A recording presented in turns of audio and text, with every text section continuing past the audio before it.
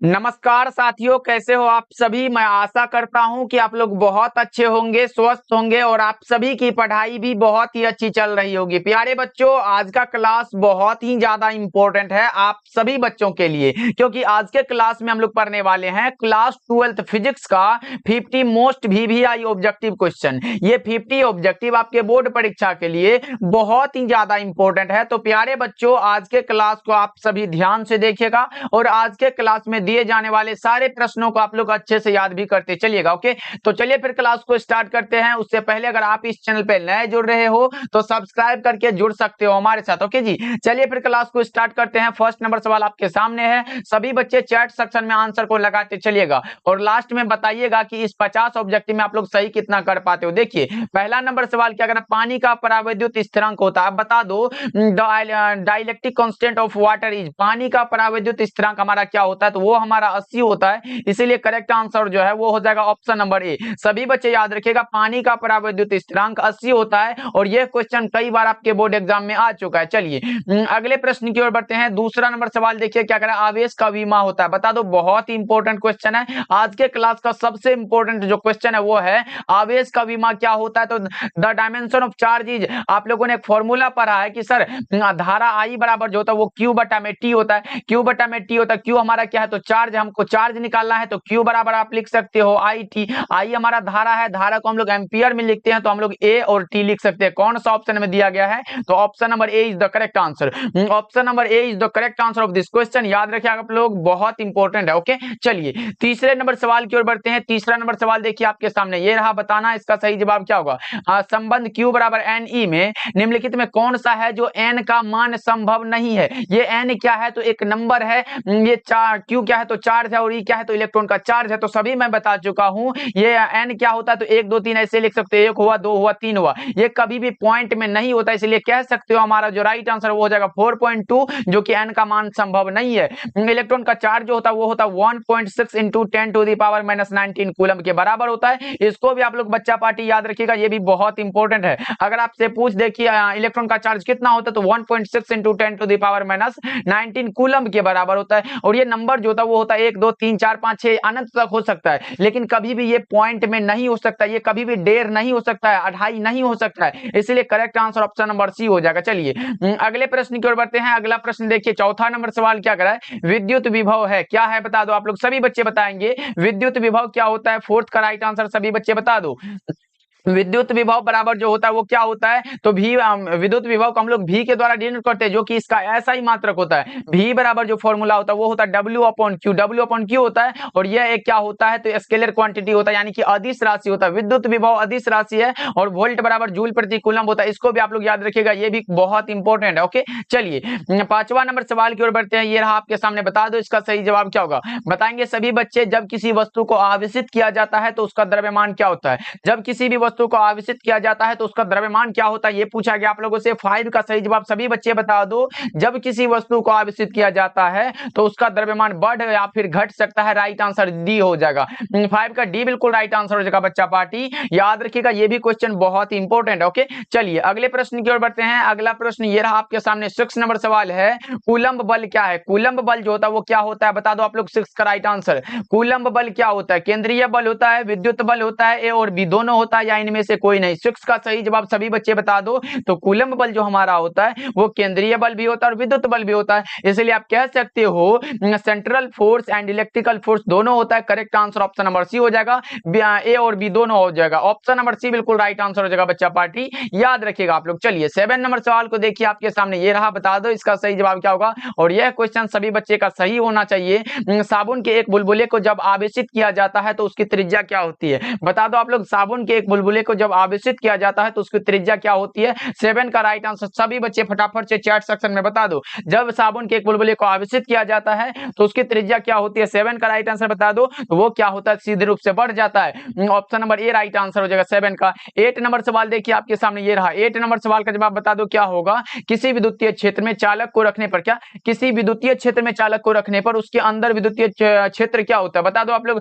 8 का right answer सभी बच्चे बताएंगे किसी विद्युतीय क्षेत्र में चालक को रखने पर उसके अंदर विद्युतीय क्षेत्र का जो मान होता है वो क्या होता है 8 का राइट आंसर। अगर अंदर रखा गया हो तो ये हमेशा 0 होता है, शून्य होता है। सही जवाब ऑप्शन नंबर सी हो जाएगा, 8 का सी करेक्ट आंसर हो जाएगा बच्चा पार्टी। सभी बच्चे याद रखोगे, ये बहुत इंपॉर्टेंट क्वेश्चन है। चलिए 9 नंबर सवाल को देखिए आपके सामने, ये रहा, बता देना इसका सही जवाब क्या होगा। किसी संधारित्र की धारिता का मात्रक क्या होता है, बता दो बच्चा पार्टी। किसी संधारित्र की धारिता का जो मात्रक होता है वो क्या होता है, किसी संधारित्र की धारिता का जो मात्रक होता है वो हमारा फैराड होता है।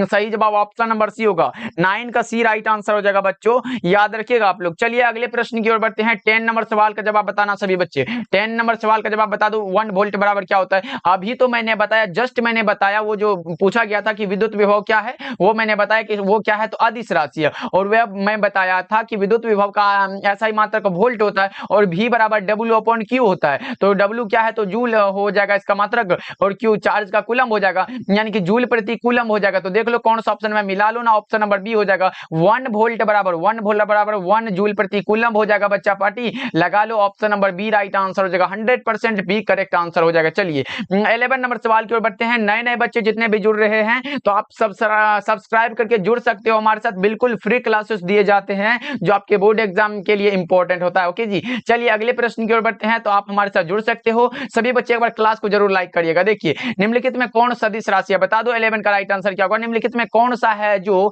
वेक्टर क्वांटिटी है, वे पूछा गया। Which of the following is a vector quantity, बता दो आप लोग। ये विद्युत क्षेत्र की तीव्रता हमारा वेक्टर क्वांटिटी है, राइट आंसर बी होगा। विद्युत विभव भी मैंने बताया अदिश राशि है, विद्युत आवेश भी अदिश राशि है, और आवेश का पृष्ठ घनत्व भी क्या है, तो अदिश राशि है, यानी कि स्केलर क्वांटिटी है। चलिए 12 नंबर सवाल को देखिए आपके सामने, ये रहा 12 नंबर सवाल। मात्र 50 ऑब्जेक्टिव है बच्चा पार्टी, सभी बच्चे ध्यान से देखना और सारे प्रश्नों को याद करते चलना। देखो निम्नलिखित में किस राशि का मात्रक वोल्ट प्रति मीटर होता है, वोल्ट प्रति मीटर विद्युतीय क्षेत्र का होता है बच्चा पार्टी, पढ़ चुके हो, ऑप्शन नंबर डी होगा। और भी एक चीज होता है, न्यूटन प्रति कूलम भी होता है और विद्युत वोल्ट प्रति मीटर भी होता है, इसको भी आप लोग याद रखिएगा। 13 नंबर सवाल देखिए, विद्युत धारिता का मात्रक क्या होता है, ये तो आसान सा, विद्युत धारिता का मात्रक फैराड होता है। करेक्ट आंसर क्या लगाओगे, ऑप्शन नंबर बी हो जाएगा, ऑप्शन नंबर बी बिल्कुल सही जवाब हो जाएगा। तो क्या लगाओगे, ऑप्शन नंबर बी। ये न्यूटन किसका है, तो ये बल का है, तो ये हमारा नहीं होगा। वोल्ट किसका है, तो विद्युत विभव का है, या फिर विभवांतर भी कह सकते हो, ये विभवांतर का है, तो विभवांतर का ये भी नहीं होगा। एम्पियर किसका है, तो ये धारा का है, तो ये भी नहीं होगा, फैराड होगा, right answer option number B हो जाएगा। चलिए 14 नंबर सवाल देखिए आपके सामने, ये रहा, बताना इसका सही जवाब क्या होगा। 14 नंबर सवाल है, नीले रंग के लिए कार्बन प्रतिरोध का कलर कोड कितना होता है, नीले रंग के लिए पूछा गया है, तो मैंने ट्रिक बता दिया है, तो अब गलती तो नहीं होगा आप लोगों का। बीबी रोए जीबी, किसके लिए, बीबी रोए जीबी। अब दिख लो यहां से, 0 होगा, 1 होगा, 2 होगा, 3 होगा, 4 होगा, 5 और 6 होगा। तो देख लो नीले रंग के यानी कि ब्लू के लिए पूछा गया, 6 लगा सकते हो, option number D correct answer है बच्चों। ये ब्लैक है, ब्राउन है, रेड है, ऑरेंज है, येलो है और ग्रीन है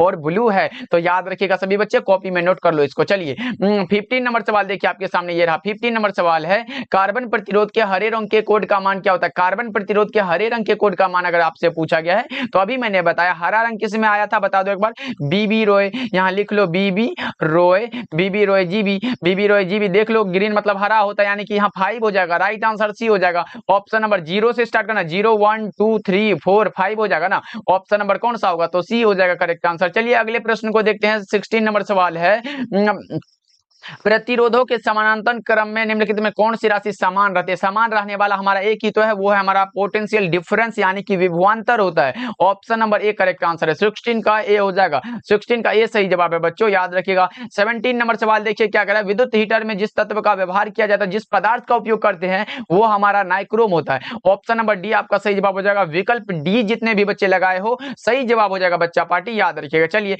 18 नंबर सवाल देखिए आपके सामने है, धात्विक चालकों का ताप बढ़ने पर उसका प्रतिरोध क्या होता है। अगर धात्विक पूछे, धात्विक चालकों में अगर पूछा गया हो तो वो क्या होता है, बढ़ जाता है। 18 का करेक्ट आंसर ये हो जाएगा, धात्विक चालक के लिए हमारा क्या होता है, तो बढ़ जाता है, करेक्ट आंसर ये हो जाएगा। लेकिन अगर उसी जगह पूछे कि अधातु, यानी कि यहाँ पूछा गया है ताप बढ़ने के साथ अर्धचालक का प्रतिरोध क्या होता है, तो वो हमारा क्या होता है, घट जाता है, क्या होगा, तो ऑप्शन नंबर बी हो जाएगा, 19 का बी करेक्ट हो जाएगा। चलिए 20 नंबर सवाल देखिए, दोनों बहुत इंपॉर्टेंट क्वेश्चन था, इसलिए हमने वहां पे इसको सेट कर दिया। देखो 20 नंबर सवाल जो कह रहा है आपके सामने, ये रहा, बता दो इसका सही जवाब क्या होगा बच्चों। विभव मापी के तार की लंबाई बढ़ा देने पर संतुलन बिंदु प्राप्त होता है, वो प्राप्त होता है अधिक लंबाई पर, right answer option number B हो जाएगा, 20 का बी राइट आंसर है बच्चों, याद रखिएगा। चलिए 21 नंबर सवाल को देखते हैं, ये रहा, सेल का विद्युत वाहक बल किसके मापा जाता है, किसके द्वारा मापा जाता है, बता दो इसका सही जवाब क्या होगा, सभी बच्चे बताएंगे चैट सेक्शन में। सेल का विद्युत वाहक बल कितना किसके द्वारा मापा जा सकता है? बताएंगे 21 का राइट आंसर क्या होगा, बता दो। तो वो हमारा विभव मापी के द्वारा मापा जाता है। तो राइट आंसर कौन सा होगा?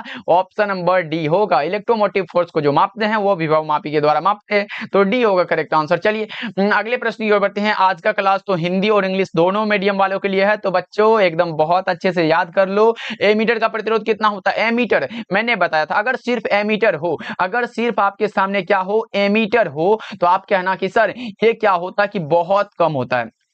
सिर्फ एमीटर हो तो बहुत कम होता है। अगर आदर्श एमीटर हो, आदर्श एमीटर रहे तो 0 होता है, और आदर्श वोल्ट मीटर रहे तो अनंत होता है। तो यहाँ सिर्फ एमीटर है तो बहुत कम लगाओ बच्चों। ऑप्शन सी सही जवाब हो जाएगा। 23 नंबर सवाल देखिए आपके सामने ये रहा। बता दो लोहा कैसा होता है? तो लोहा लोह चुंबकीय होगा। लोहा कैसा होगा? तो लोह चुंबकीय होगा बच्चों। ऑप्शन नंबर सी बिल्कुल सही जवाब हो जाएगा। 23 का करेक्ट आंसर सी होगा। सभी बच्चे लगा लो। ओके चलिए 24 नंबर सवाल देखिए आपके सामने। 24 नंबर सवाल है, विषुवत रेखा पर नमन कोण का मान कितना होता है? ये तो बहुत इंपॉर्टेंट है। विषुवत रेखा पर नमन कोण का मान पूछे, या फिर चुंबकीय पृथ्वी के चुंबकीय ध्रुव पर नमन कोण का मान पूछे।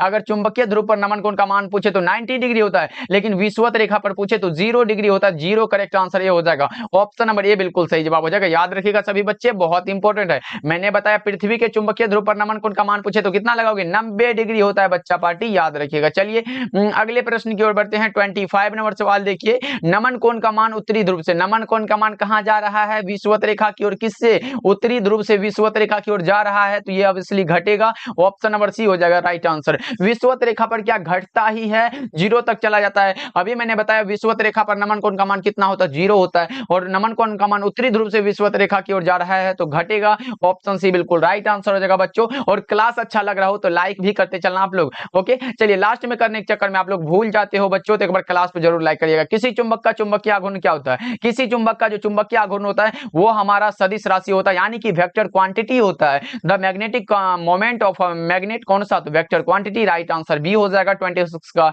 27 नंबर सवाल आपके सामने ये रहा। बता देना इसका सही जवाब क्या होगा। 1 हेनरी बराबर क्या होता है? 1 हेनरी बराबर क्या होता है? वो होता है हमारा 1 हेनरी बराबर जो होता है वो क्या होता है? 10⁻³ मिली हेनरी होता है। मिली हेनरी होता है। कौन सा ऑप्शन में दिया गया? Option number A right answer है। 27 का करेक्ट आंसर ये होगा। चलिए 28 नंबर सवाल देखिए आपके सामने।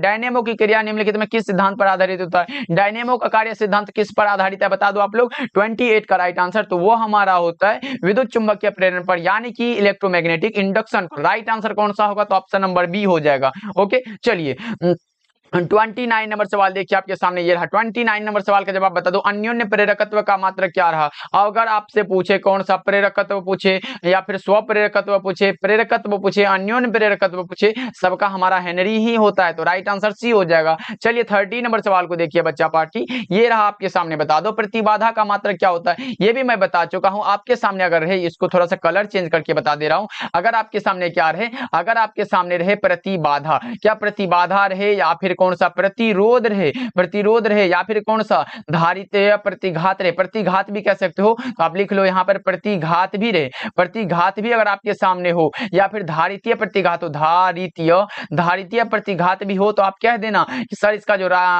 मात्रक होता है वो हमेशा ओम होता है। राइट आंसर कौन सा हो जाएगा? तो ऑप्शन नंबर बी हो जाएगा correct answer. Option number B लगा लो। चलिए अगले प्रश्न की ओर बढ़ते हैं। अगला प्रश्न देखिए 31 नंबर सवाल है। निम्नलिखित में कौन विद्युत चुंबकीय तरंग नहीं है? नहीं है पूछा गया, ध्वनि तरंग हो जाएगा बच्चों। ऑप्शन नंबर सी बिल्कुल सही जवाब है। निम्नलिखित में जो विद्युत चुंबकीय तरंग नहीं है वो हमारा ध्वनि तरंग है। बच्चा पार्टी आंसर जरूर लगाते चलो आप लोग, तब पता चलेगा और क्लास में याद हो जाएगा। आंसर लगाने से क्या होता है? आपका रिवीजन होगा, और किसी भी चीज को बार बार लिखने से क्या होता है कि वो दिमाग में सेट होता है, वो भूला नहीं जा सकता, बहुत दिन तक वो आपको याद रहेगा। तो बता दो दूर संचार के लिए उपयुक्त विकिरण कौन सा होता है? दूर संचार के लिए माइक्रो तरंग होता है। ऑप्शन नंबर कौन सा? डी हो जाएगा, माइक्रोवेव्स होता है। ऑप्शन नंबर डी लगा लो बच्चों, सही हो जाएगा। चलिए 33 नंबर सवाल देखिए आपके सामने ये रहा। 33 नंबर सवाल का जवाब बताएंगे। 4 डायोप्टर क्षमता वाले लेंस की फोकस दूरी कितनी होती है? 4 डायोप्टर है तो लेंस की फोकस दूरी कितनी होगी? तो भैया जी एक फॉर्मूला आप लोग पढ़े हो कि P बराबर जो फॉर्मूला होता है वो होता है 1 बटा में फोकस दूरी होता है। अब हमसे यहाँ देखो पावर जो है ये हमको दिया गया है 4 डायोड पे, 4 बराबर लिख लो 1/f। हमको क्या निकालना है तो फोकस दूरी, यानी कि इसको निकालना है तो f बराबर लिख लो 1/4 हो जाएगा। 1 में अगर 1 में 4 से भाग दो तो बताओ इसको अगर परसेंट में निकालते हो तो यहाँ अगर 100 देते हो तो 2 के बाद यानी कि 25 चौका 100 होता है, 2 को 0 दिए तो यानी कि 25 लिख दो, उसके बाद पॉइंट दे दो, 0 लिख दो, 0.25 हो जाएगा। Right answer option number A हो जाएगा। ऐसे याद रखो 1 में अगर 4 से भागा देंगे तो पॉइंट में ही यानी कि 0.25 होगा। राइट आंसर कौन सा, ए हो जाएगा, ऑप्शन नंबर ए होगा। और ये याद रखिएगा जब ये मीटर में हो तब ये फॉर्मूला यूज होता है। अगर सेंटीमीटर में दिया गया हो, सेंटीमीटर में हो तो P बराबर 100/f होता है। ये फॉर्मूला है, दोनों फॉर्मूला है। पावर बराबर 2 फॉर्मूला मिला है, एक होता है 1/f अगर वो क्या हो तो वो मीटर में हो चीजें दिया हुआ, और दूसरा क्या होता है P बराबर 100/f तब होता है जब वो सेंटीमीटर में दिया हुआ हो। ओके, क्लियर हो गया। चलिए अगले प्रश्न की ओर बढ़ते हैं। सेंटीमीटर ये नहीं हो सकता है क्योंकि ये सेंटीमीटर में है, मीटर वाला सही होगा हमारा। चलिए अगले प्रश्न की ओर बढ़ते हैं। अगला प्रश्न क्या करा, 34 नंबर सवाल है। कांच के लिए क्रांतिक कोण कितना होता है? कांच के लिए क्रांतिक कोण हमारा होता है 42 डिग्री, लगभग में होता है, अप्रोक्सीमेटली होता है। राइट आंसर डी होगा। 34 का करेक्ट आंसर जो है वो हो जाएगा ऑप्शन नंबर डी। तो याद रखोगे सभी बच्चे। 35 नंबर सवाल है। एक स्वस्थ व्यक्ति की आंख के लेंस की फोकस दूरी लगभग कितनी होती है? बता दो आप लोग, एक स्वस्थ व्यक्ति की आंख के लेंस की फोकस दूरी कितनी होती है? मैंने बताया था कि अगर आपसे पूछे कि स्पष्ट दृष्टि की न्यूनतम दूरी कितनी होती है तब आप लगाओगे सर 25 सेंटीमीटर होते हैं। लेकिन अगर आपसे पूछा गया हो कि फोकस दूरी कितनी होती है तो 2 सेंटीमीटर लगाओगे आप लोग को। करेक्ट आंसर बी होगा। ये 25 सेंटीमीटर लगाना मत लगाना, गलत हो जाएगा। ओके, चलिए अगले प्रश्न की ओर बढ़ते हैं। अगला प्रश्न आपके सामने ये रहा, 36 नंबर सवाल है। समतल दर्पण की वक्रता त्रिज्या कितनी होती है? समतल दर्पण की जो वक्रता त्रिज्या होती है वो अनंत होती है, यानी कि इन्फिनिटी होती है। राइट आंसर कौन सा होगा? ऑप्शन नंबर ए होगा। चलिए 37 नंबर सवाल आपके सामने ये रहा। पतली झिल्ली के रंगीन दिखने का कारण क्या हो सकता है? पतली झिल्ली के रंगीन दिखने का जो कारण होता है वो होता है इंटरफेरेंस ऑफ लाइट के कारण। राइट आंसर कौन सा होगा? व्यतिकरण, प्रकाश के व्यतिकरण के लिए होता है। ऑप्शन नंबर बी सही जवाब हो जाएगा। तो याद रखोगे आप लोग, और याद इसको भी कर लीजिएगा कि प्रकाश का व्यतिकरण क्या होता है और विवर्तन का डिफिनेशन याद कर लीजिएगा। मतलब प्रकीर्णन, विवर्तन, व्यतिकरण और ध्रुवन, ये चारों जो है इसका आप लोग डिफिनेशन याद कर लीजिएगा, क्योंकि ये शॉर्ट क्वेश्चन में आपसे पूछा जाता है। शॉर्ट क्वेश्चन आपसे पूछा जाता है 2 नंबर में, तो आप लोग को याद कर लीजिएगा। ओके, चलिए अगले प्रश्न की ओर बढ़ते हैं। 38 नंबर सवाल देखिए, प्रकाश का वेग महत्तम होता है, किस में होता है? प्रकाश का वेग जो सबसे अधिक होता है वो निर्वात में होता है, यानी कि इन वैक्यूम होगा। करेक्ट आंसर डी हो जाएगा। ओके जी, चलिए अगले प्रश्न की ओर बढ़ते हैं। अगला प्रश्न ये रहा आपके सामने। 39 नंबर सवाल क्या है? प्रकाश के कणिका सिद्धांत के प्रतिपादक कौन थे? प्रकाश के कणिका सिद्धांत के प्रतिपादक का नाम पूछा गया आप लोगों से, तो 39 का करेक्ट आंसर क्या लगाओगे बच्चा पार्टी? फटाफट से एक बार बता दो। मैंने बता दिया है कि अगर आपसे पूछा गया हो कि द्वितीयक तरंगिकाओं की अवधारणा किसने दिया था, यहां अगर मैं लिख देता हूं द्वितीयक, अगर आपसे पूछे कि द्वितीयक तरंगिका जो है, तरंगिकाओं की अवधारणा, तरंगिकाओं की अवधारणा, तरंगिकाओं की अवधारणा किसने दी थी? द्वितीयक तरंगिकाओं की अवधारणा किसने दी थी? तो आपको मैंने बताया था कि ये हमारे दिए थे न्यूटन साहब। किसने? तो न्यूटन साहब ने दिए थे, क्योंकि ये भी आपके बोर्ड एग्जाम में आ सकता है। अगर पूछे कि द्रव्य तरंग सिद्धांत के प्रतिपादक किसने किया था? द्रव्य तरंग सिद्धांत, यहां से 3 प्रश्न आता है, इसलिए मैं तीनों को लिख दे रहा हूं। द्रव्य तरंग पूछे, अगर द्रव्य तरंग सिद्धांत पूछे तो वो हमारे दिए थे कौन? डी ब्रोगली साहब। यहाँ डी लिख लो, उसके बाद ब्रोगली, डी ब्रोगली साहब ने दिया था। उसके बाद कौन से हैं? और दूसरा है कणिका सिद्धांत के बारे में अगर आपसे पूछे तब आप क्या लगाओगे? 39 का करेक्ट आंसर बता दो, वो हमारा होगा न्यूटन साहब। करेक्ट आंसर बी हो जाएगा। Correct answer option number B होगा 39 का। 39 का बी बिल्कुल राइट आंसर हो जाएगा, तो याद रखिएगा आप लोग। ओके, चलिए अगले प्रश्न की ओर बढ़ते हैं। अगला प्रश्न देखिए आपके सामने ये रहा, ये हाइगेंस होगा शायद। प्रकाश के कणिका सिद्धांत किसने दिए थे? ये हाइगेंस शायद हो सकता है। ये इसका बताओ फटाफट से एक बार बच्चा पार्टी, एक बार बता दो 39 का करेक्ट आंसर क्या होगा? प्रकाश के कणिका सिद्धांत के प्रतिपादक कौन थे? सभी बच्चे एक बार बता दो। प्रकाश के कणिका सिद्धांत के प्रतिपादक कौन थे? सभी बच्चे एक बार बता दो जल्दी से। प्रकाश के कणिका सिद्धांत के प्रतिपादक कौन थे? सभी बच्चे बता दो। प्रकाश के कणिका सिद्धांत के जो प्रतिपादक थे वो मुझे जहां तक लग रहा है वो न्यूटन ही थे। Correct answer option number B होगा शायद। ऑप्शन नंबर बी लगा लो, बिल्कुल राइट आंसर हो जाएगा। तो याद रखिएगा आप लोग, प्रकाश के कणिका सिद्धांत के प्रतिपादक थे न्यूटन साहब। चलिए अगले प्रश्न की ओर बढ़ते हैं, और इसका करेक्ट आंसर न्यूटन ही होगा, क्योंकि ये 1642 से 1727 के द्वारा प्रतिपादित हुआ था, इसलिए correct answer option number B होगा। 100% करेक्ट हो जाएगा। चलिए 14 नंबर सवाल की ओर बढ़ते हैं। ये आपके सामने बता दो, कैथोड किरणें समूह किसका होता है? कैथोड किरणें जो समूह होता है वो इलेक्ट्रॉनों का होता है। इलेक्ट्रॉनों का समूह होता है? कैथोड रेज और इलेक्ट्रॉन, ग्रुप ऑफ इलेक्ट्रॉन। चलिए अगले प्रश्न की ओर बढ़ते हैं। अगला प्रश्न देखिए 41 नंबर सवाल है, इनमें कौन आवेश रहित? अब बता दो, आवेश रहित मतलब जिसपे चार्ज का कोई मतलब नहीं होता, वो फोटोन होता है, क्योंकि फोटोन का विराम द्रव्यमान हमेशा 0 होता है। करेक्ट आंसर सी हो जाएगा। चलिए 42 नंबर सवाल देखिए आपके सामने ये रहा। 42 नंबर सवाल का जवाब बता दो क्या होगा?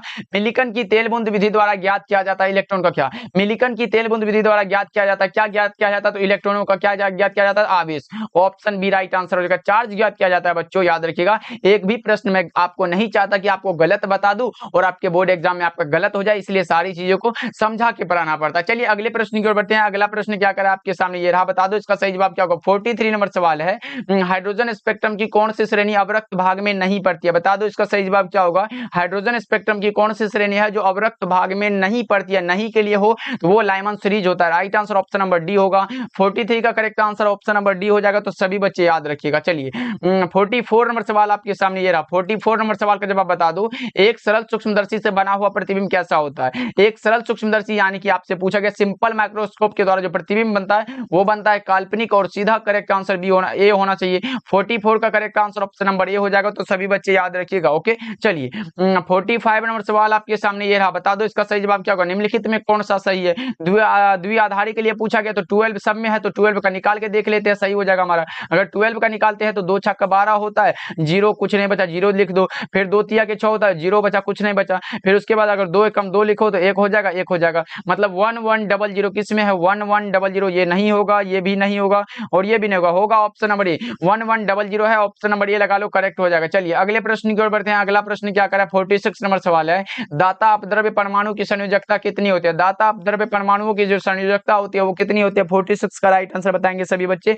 वो होता है 5। करेक्ट आंसर सी हो जाएगा। चलिए 47 नंबर सवाल देखिए आपके सामने ये रहा, द्विआधारी अंक 10101 का दशमलव पद्धति में क्या होता है मान? वो हमारा क्या होता है? 21 का होता है। बता दो कौन सा होगा? 31 का नहीं होगा, 21 का एक बार निकाल के देख लीजिए, इसमें भी कंफ्यूजन है तो 2 से लगाओ। 11 10 दूना के 20 होता है, 1 बचा, फिर 10 लिख लो। उसके बाद फिर 2 से लगाएंगे 5 होगा, फिर कुछ नहीं बचा, 0 लिख दो। फिर 2 से लगाओ, 2 दूना के 4 हुआ, 1 बचा, फिर यहाँ पे 1 लिख दो। उसके बाद 2 एकम 2 होता है, तो 2 एकम 2 और 1 लिख लो, यानी कि 1 ये नहीं होगा। 21 का भी नहीं हो सकता क्या? 21 अगर आप निकालते हो तो 21 का 2 से लगा दो, फिर 2 10 दूना के 20 होता है, तो 10 दूना के 20 यानी कि हमारा क्या होगा? 1 बचेगा।